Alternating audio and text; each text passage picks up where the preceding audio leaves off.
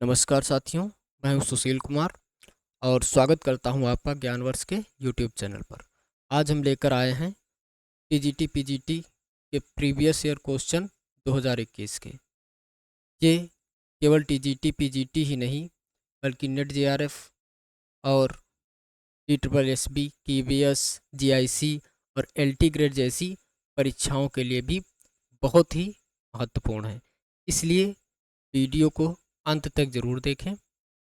और हाँ, अगर आपको इस क्लास की PDF चाहिए तो उसका लिंक, उसके लिए आपको व्हाट्सएप और टेलीग्राम चैनल से जुड़ना होगा, जिसका लिंक डिस्क्रिप्शन बॉक्स में दिया है। आप वहां से जुड़ सकते हैं।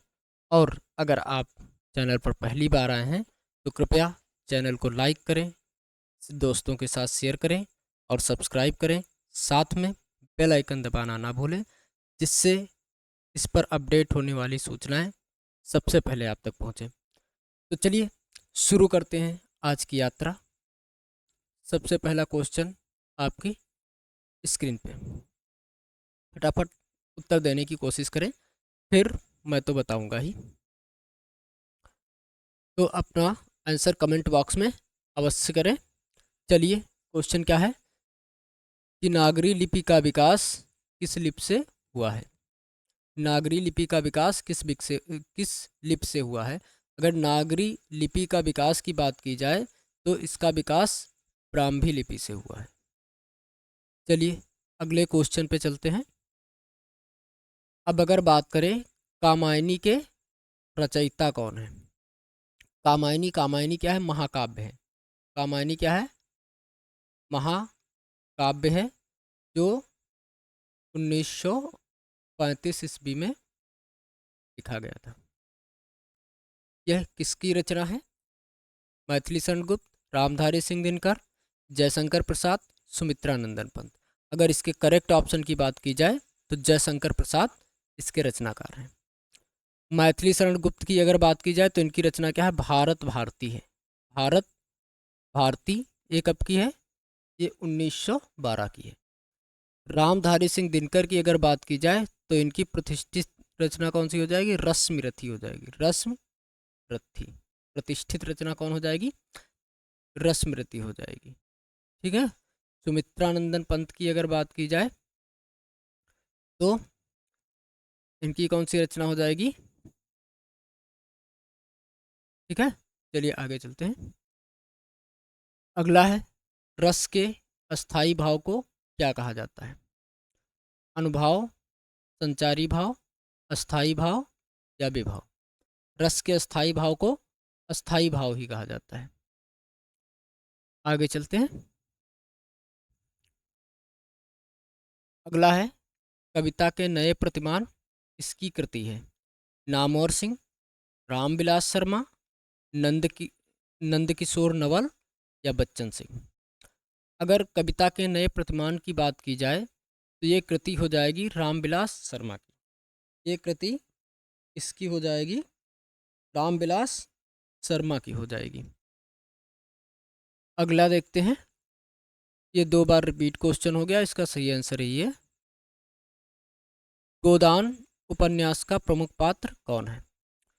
आप अपना आंसर कमेंट बॉक्स में दे सकते हैं।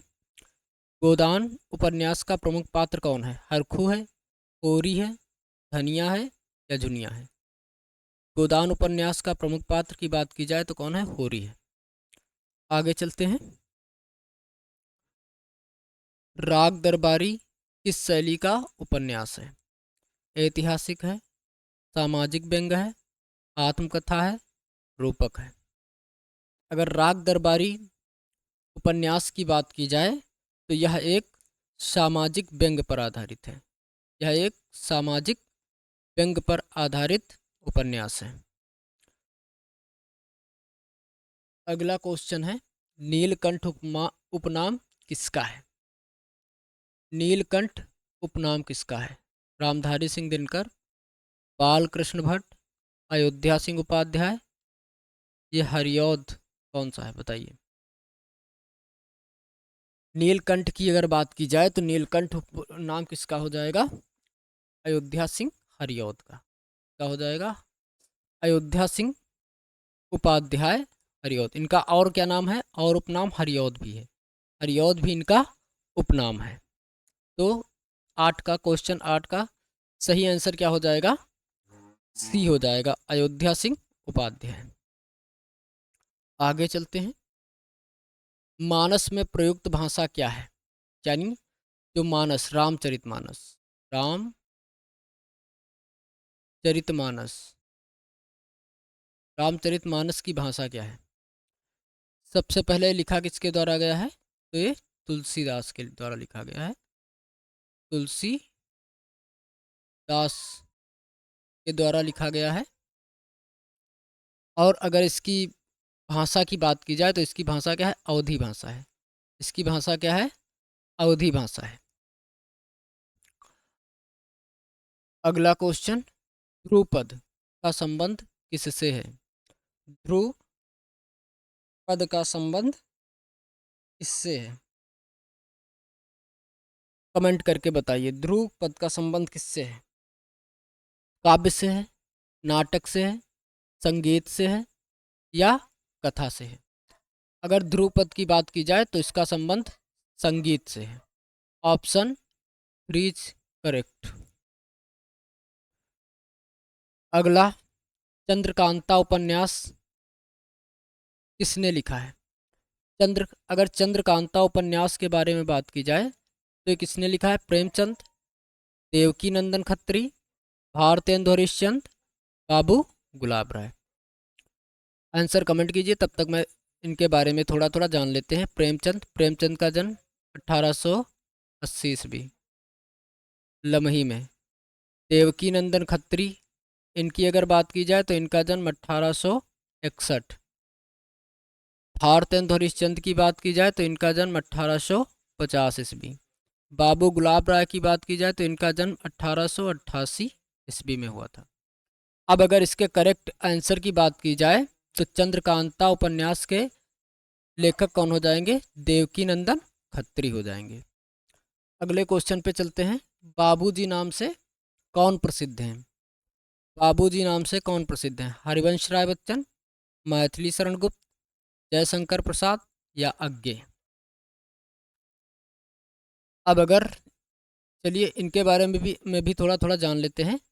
हरिवंश राय बच्चन, हरिवंश राय बच्चन के बारे में बात करें तो इनका जन्म कब हुआ था, इनका जन्म शायद 1907 में हुआ था।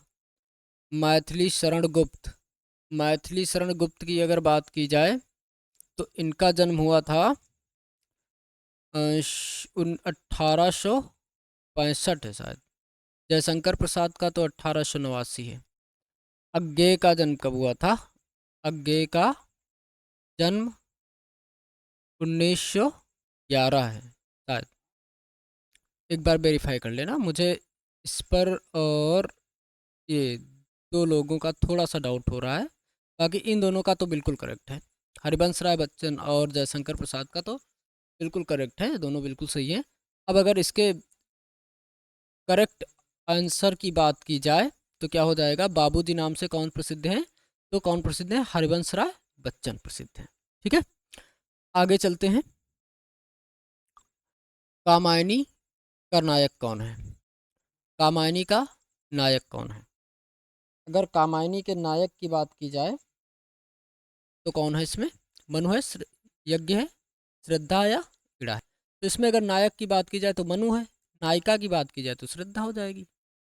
यही दोनों तो नायक और नायिका है ना, तो करेक्ट ऑप्शन क्या हो जाएगा, ए हो जाएगा।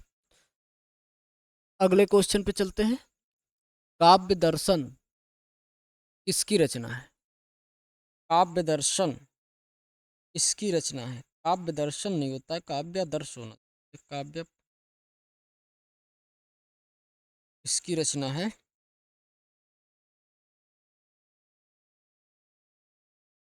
काव्य दर्शन नहीं, यहाँ पर काव्य प्रकाश होना चाहिए। क्या होना चाहिए, काव्य प्रकाश होना चाहिए।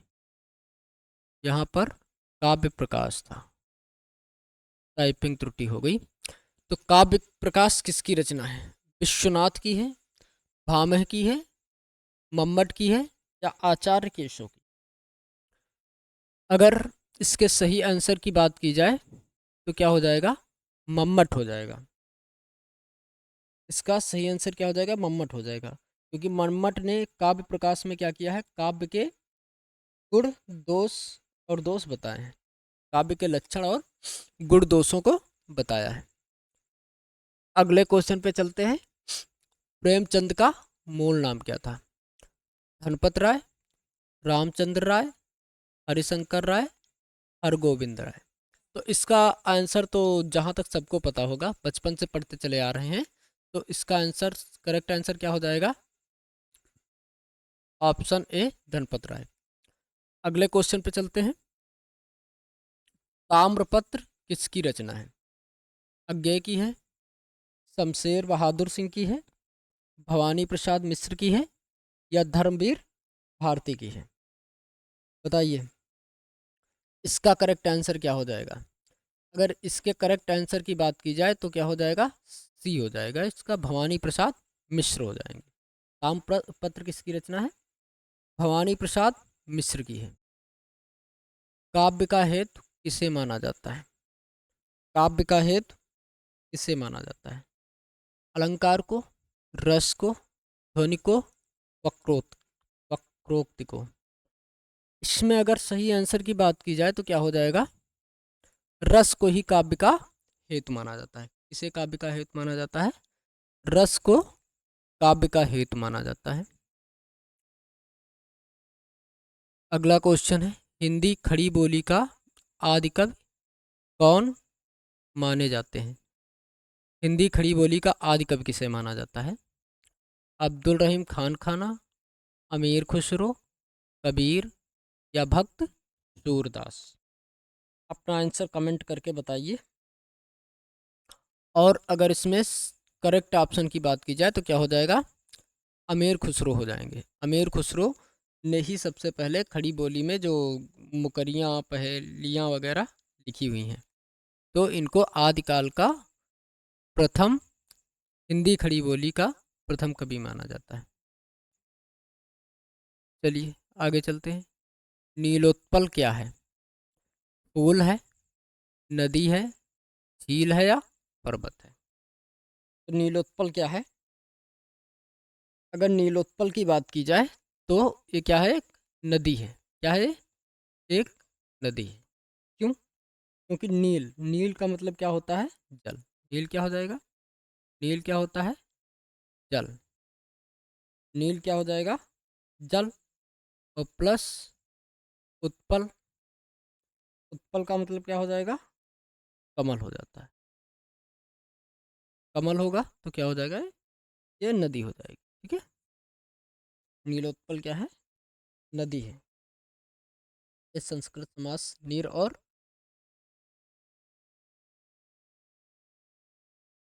से मिलकर बना। ठीक है, चलिए अगले क्वेश्चन पे चलते हैं। किस काव्य शास्त्री ने ध्वनि सिद्धांत प्रतिपादित किया? ध्वनि सिद्धांत किसने दिया? मम्मट ने दिया, आनंदवर्धन ने दिया, भामह ने दिया, या विश्वनाथ ने दिया? तो इसका करेक्ट आंसर क्या हो जाएगा? इसका करेक्ट आंसर हो जाएगा आनंदवर्धन। ध्वनि सिद्धांत किसका है? आनंदवर्धन का है। आगे चलते। मम्मट क्या, मम्मट का क्या है? अभी पीछे पढ़ चुके हैं, कमेंट करके बताइए मम्मट का कौन सा सिद्धांत है। चलिए आगे चलते हैं। हरिऔध का वास्तविक नाम क्या था? हरिऔध का वास्तविक नाम क्या था? श्याम सुंदर त्रिपाठी, हरिनारायण सिंह, अयोध्या सिंह उपाध्याय, या हरिप्रसाद मिश्र? हरिऔध के अगर वास्तविक नाम की बात की जाए तो इसका करेक्ट आंसर क्या हो जाएगा? सी, अयोध्या सिंह उपाध्याय हो जाएगा। अगले क्वेश्चन पे चलते हैं। स्वर्ण रेखा किसकी रचना है? महादेवी वर्मा, सुभद्रा कुमारी चौहान, रामधारी सिंह दिनकर, मैथिली शरण गुप्त? अगर स्वर्ण रेखा की बात की जाए तो ये किसकी रचना हो जाएगी? महादेवी वर्मा का संग्रह है। महादेवी वर्मा की जो गद्य रचनाएं हैं उनका क्या है? संग्रह है। तो ये क्या हो जाएगा? महादेवी वर्मा की रचना हो जाएगी। आज के लिए इतना ही।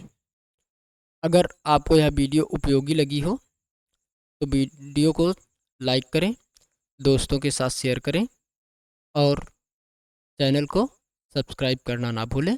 साथ में बेल आइकन ज़रूर दबा लें, जिससे इस पर आने वाले अपडेट की सूचना सबसे पहले आप तक पहुंचे। और हाँ, अगर अगर आप इस सेशन की पीडीएफ पाना चाहते हैं तो आप हमारे व्हाट्सएप और टेलीग्राम चैनल से जुड़ जाइए। वहाँ पर आपको पीडीएफ मिल जाएगी और साथ में इसका लिंक डिस्क्रिप्शन बॉक्स में दे रखा है। अगर आपको सेशन अच्छे लग रहे हैं तो अपना सुझाव, अपना फीडबैक कमेंट बॉक्स में अवश्य दें। आपके सुझावों का, आपके कमेंट का मुझे इंतज़ार रहेगा। तो चलिए चलते हैं, आज के लिए इतना ही। फिर मिलते हैं अगले सेशन में। तब तक के लिए जय हिंद।